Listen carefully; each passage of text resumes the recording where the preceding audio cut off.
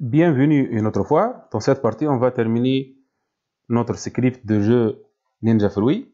Bon, j'ouvre maintenant le fichier, puis load from your computer. Et on choisit le fichier qui est jeu Ninja Fruit.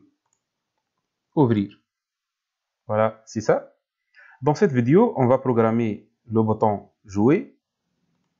Mais avant de faire ça, je vais essayer de changer la taille de ce bouton. Voilà, il faut sélectionner le bouton, puis cliquer sur costume. Et puis pour augmenter la taille, on va sélectionner comme ça, puis augmenter avec les points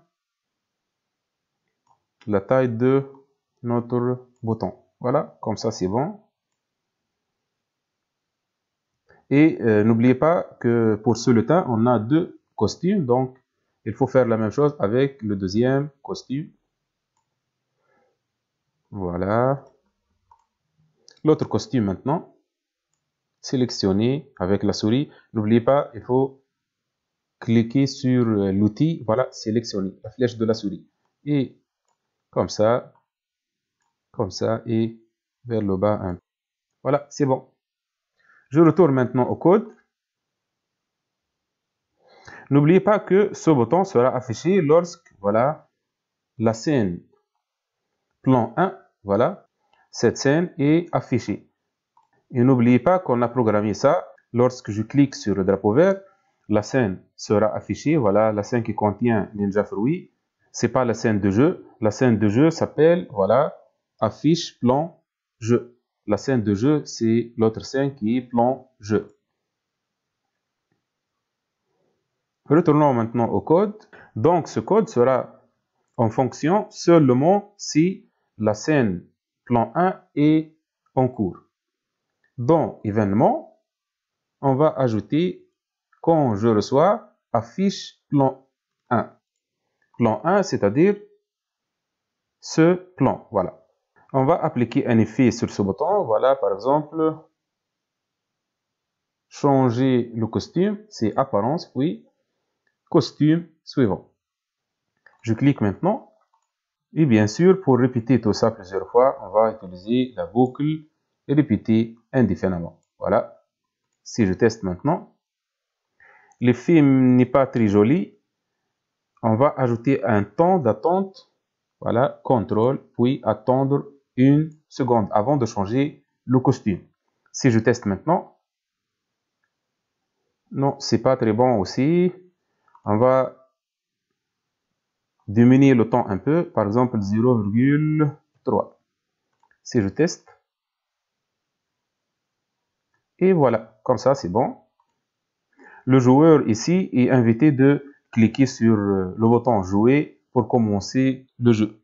Donc à chaque fois, on va tester est-ce que le bouton est cliqué ou non. C'est un test, donc j'ajoute la structure de contrôle si alors. Voilà, dans cette partie, on va tester est-ce que le bouton est cliqué ou non. Si le bouton est cliqué, donc on va basculer sur l'arrière-plan suivant qui est l'arrière-plan de jeu. Voilà, apparence, puis basculer sur l'arrière-plan.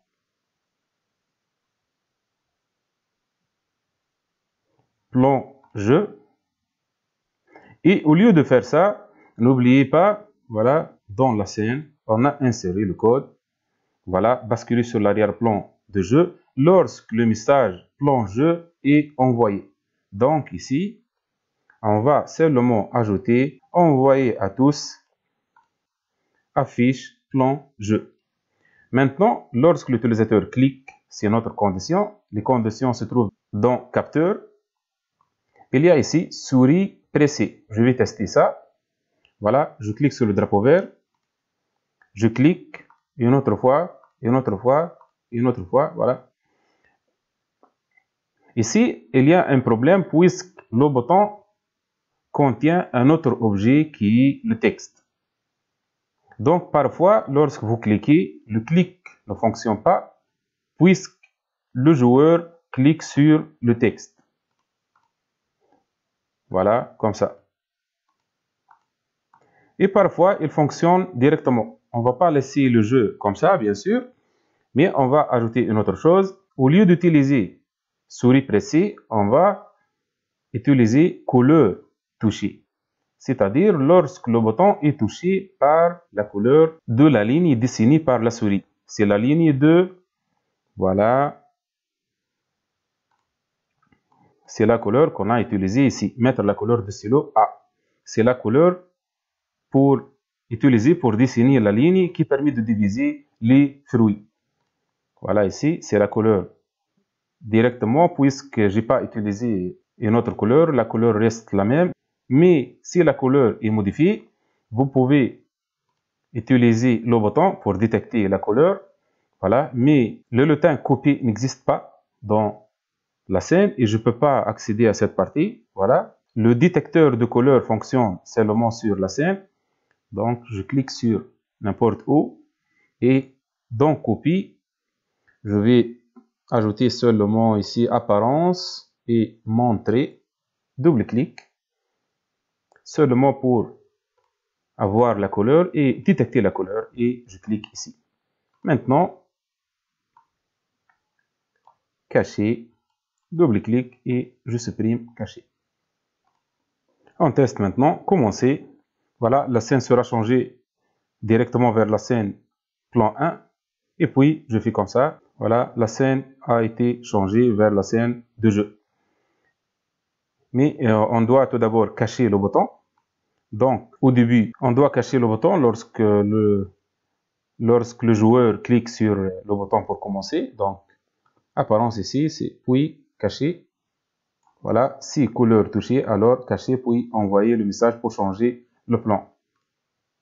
Voilà, si je teste, voilà, le bouton est caché. Si je clique maintenant sur le drapeau vert, voilà, le bouton reste caché. Donc, je dois l'afficher une autre fois, mais en haut. Voilà, comme ça, montrer.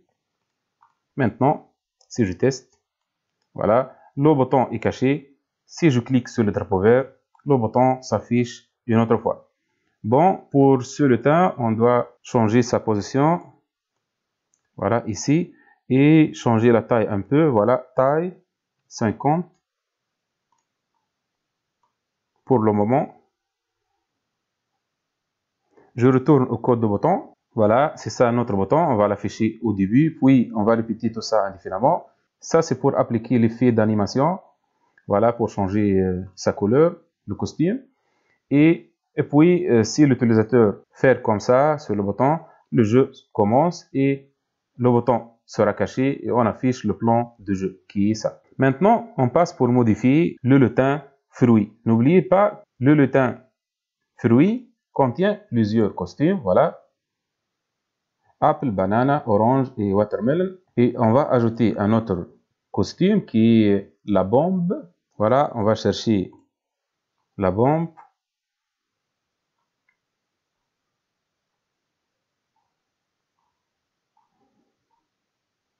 Il n'y a pas un lutin qui peut jouer le rôle d'une bombe, donc je vais la dessiner, voilà.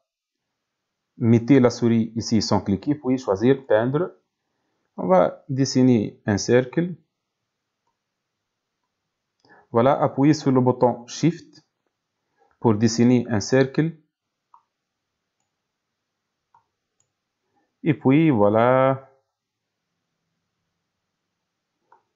Voilà la taille de l'apple. Voilà. Vous devez dessiner la bombe avec une taille similaire au fruit. Voilà, comme ça. Donc c'est bon comme ça. Je vais changer sa couleur. Voilà. Je clique comme ça.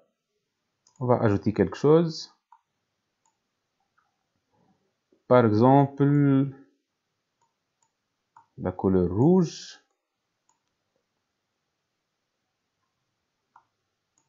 X rouge comme ça. Et je vais changer l'épaisseur. Donc annuler. Par exemple, 10. Je vais changer sa couleur. Voilà. Non, annuler, puis je vais répéter. Voilà, la couleur comme ça.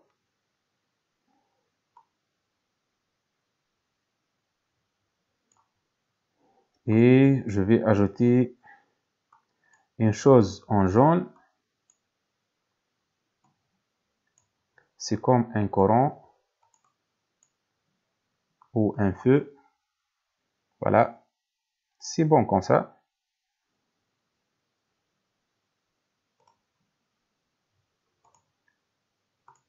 Voilà les tailles. Je vais augmenter la taille un peu. Voilà, comme ça. Et puis, c'est bon. C'est bon comme ça. Bien sûr, vous pouvez dessiner la bombe comme vous voulez. Mais l'ordre, essayez d'avoir le même ordre comme ça. Les 4 fruits, puis la bombe. Puisque maintenant, on va dupliquer tout ça. Dupliquer les bananes, l'orange et le watermelon. Voilà, comme ça. Je vais déplacer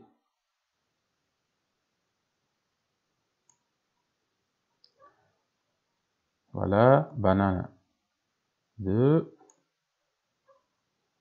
l'orange aussi.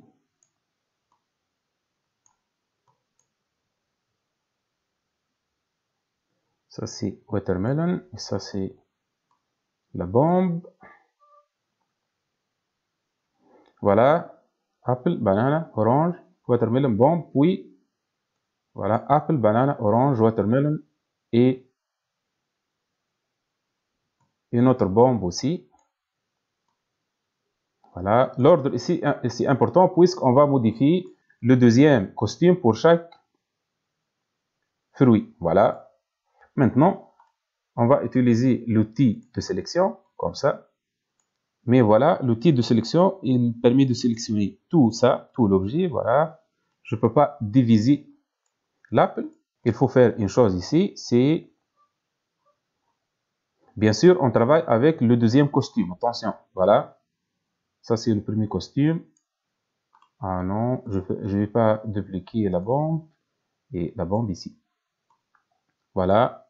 Apple, banane, orange, watermelon, bombe, puis la même chose aussi en bas. Cliquez ici. Il faut convertir l'image ici en bitmap. Voilà. Cliquez sur ce bouton pour qu'on puisse diviser. Voilà. Avec cet outil, l'outil de sélectionner. Et on déplace, voilà, comme ça. Et on va diminuer la zoom. Je vais changer un peu l'orientation, comme ça. Voilà.